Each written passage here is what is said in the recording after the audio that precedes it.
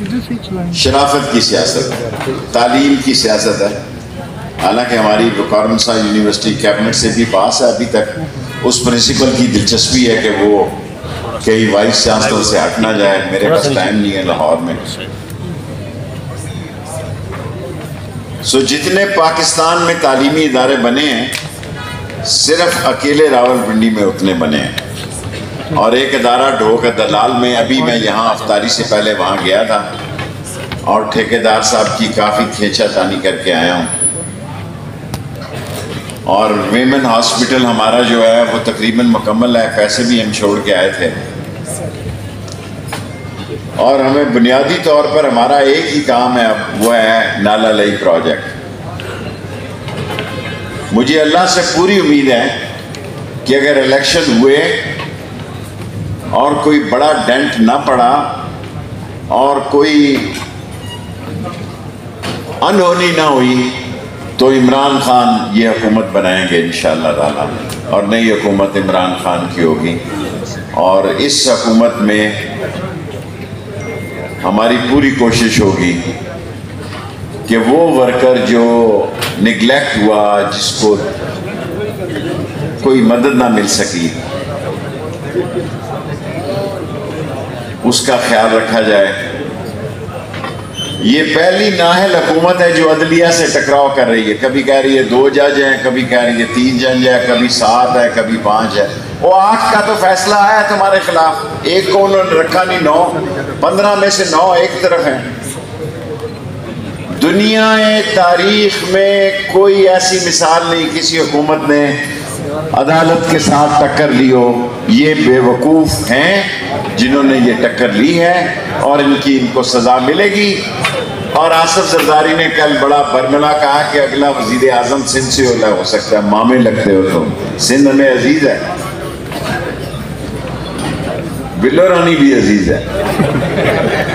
کوئی ایسی بات نہیں. آپ نے کیس کرائے ہیں. آپ نے اور عمران کو پتہ ہے اسٹیشن کا کیا نام ہے، موچکو اسٹیشن سے لے کے لس بیلا تک. لیکن ہم آپ کے گلے کی ہڈی ہیں، یہ آپ یاد رکھیں. یہ راولپنڈی ہے. ہمارے شہر میں الحمدللہ کوئی بدماش قبضہ گروپ سر اٹھا کر نہیں چل سکتا. یہ شریفوں کا. ہماری بیٹی پڑھی لکھی ہے. ہمارے گھر میں تعلیم ہے کیونکہ ہماری بیٹی پڑھی لکھی ہے. ہماری بیٹی جو ہے وہ علم سے آراستہ ہے. اس لیے دنیا کی کوئی طاقت ہمیں شکست نہیں دے سکتی اگر اللہ کو منظور ہو تو. جس کو بھی عمران خان صاحب ٹکٹ دیں. ہم نے صوبے کی سیاست نہیں کی. لال حویلی کو مرکز بنائیں گے اور شاید لاہور کو بھی اس دفعہ مرکز بنانا پڑے. خان صاحب تو زیادہ ہی ذمہ داریاں لگانا چاہتے ہیں لیکن میں نے ان سے گزارش کی کہ ہمیں محدود کام تک ہی رہنے دیا جائے. اور محدود کام یہ ہے کہ راولپنڈی کبھی اس بندے کے ساتھ شامل نہیں ہوگی جو بکنے اور بکنے کا سوچ رکھتی ہوگی. میں تو شہزادہ نائب میرے ذاتی دوست ہیں سعودی عرب کے، لیکن عمران خان کی کلیئرنس نہیں تھی. ورنہ تو میں چاہتا تھا کہ اس ملک میں جو حالات اتنے خراب ہیں اس کو بہتر بنانے کے لیے ایک جامع پالیسی مرتب کی جائے. 1 سال ہو گیا ہے IMF کا ابھی تک 2 ارب سعودی عرب نے بھی دے دیے ہیں، UAE نے بھی دے دیے ہیں. آج بھی میں پڑھ رہا تھا ابھی کہ IMF نے کلیئر نہیں کیا. شاید اس مہینے کلیئر نہ ہو سکے. 10 روپے پٹرول بنایا ہے، 10 روپے LNG بڑھائی ہے.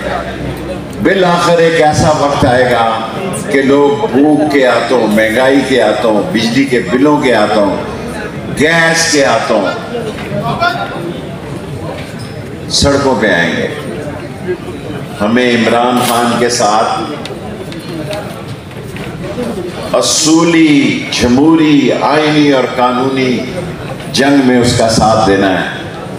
یہ سارا راولپنڈی سپریم کورٹ کے ساتھ کھڑا ہے.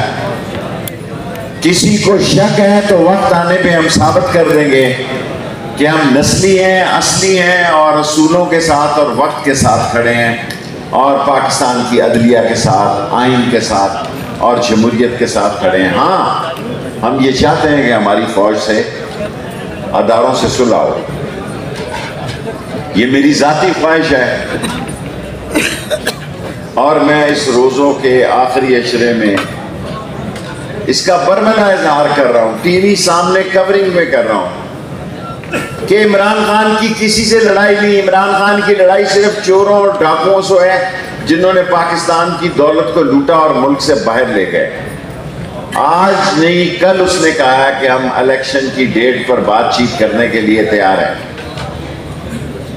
لیکن اگر ان کا ایجنڈا یہ ہے کہ لوگوں کو گھروں سے اٹھانا ہے،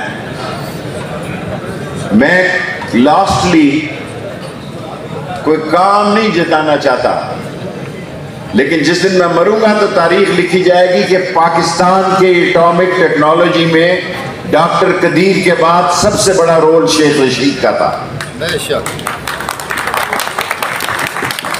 خواہ وہ لیبیا کے ساتھ کیا، خواہ وہ احمدی نجات کے ساتھ کیا، خواہ وہ صدام کے مسئلے میں کیا، خواہ وہ امریکن سے ہوا، اور پاکستان کا میں ایک واحد انسان تھا جس کو امریکہ نے فضا سے 2 مرتبہ اتارا، اور جس کے پاسپورٹ پہ ٹھپا لگایا کہ یہ امریکہ کی فضا بھی اس پر جو ہے اس کی بھی پابندی ہے۔ میں کوئی دہشت گرد نہیں تھا، نہ میں نے آج تک کوئی چھرے والی بندوق بھی استعمال نہیں کی، لیکن جو بات میں آج آپ سب لوگوں کو کہنا چاہتا ہوں کہ ہم نے اللہ کے بعد راول پنڈی کے نام کو ڈوبنے نہیں دینا ہے۔ عدلیہ کے ساتھ کھڑا ہونا ہے، آئین اور قانون کے ساتھ کھڑا ہونا ہے، امن کے ساتھ کھڑا ہونا ہے۔ اپنے گلی محلے میں لوگوں نے جو غربت کے ہاتھوں تک آ کے لوٹ مار شروع کر دیا ہے، اس کو محفوظ بنانا ہے،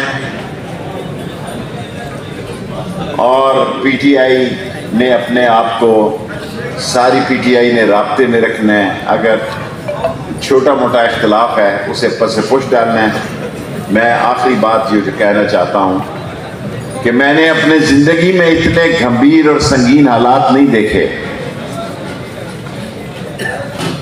میں سوچ بھی نہیں سکتا، اور میں آج یہ تقریر ختم کرتے ہوئے یہ کہنا چاہتا ہوں کہ شہباز شریف صاحب، آپ آرٹیکل 6 کی زد میں آ سکتے ہیں، آپ حد کے عزت عدالت کے حکم عدولی کی زد میں آ سکتے ہیں، آپ پہ نیب کے سارے کیسز دوبارہ بحال ہو سکتے ہیں۔ یہ میں ویسے نہیں کہہ رہا، سپریم کورٹ میں کیس پھنسا ہوا ہے۔ اوورسیز پاکستانی کو ووٹ کا حق مل سکتا ہے اور ملے گا، اور یہ 14 مئی سپریم کورٹ کی دی ہوئی ڈیٹ ہے۔ آصف زرداری بڑی سیاست کر رہا ہے، وہ شہباز کو نااہل اور آرٹیکل 6 کی زد میں لانا چاہتا ہے، تاکہ وہ،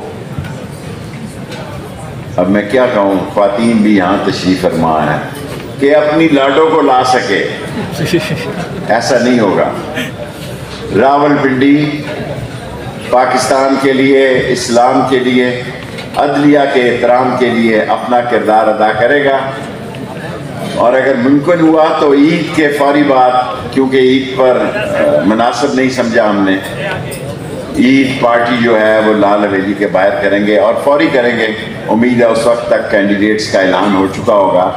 پی ٹی آئی جس امیدوار کو ٹکٹ دے گی لال حویلی اس کا ساتھ دے گی۔ Thank you very much.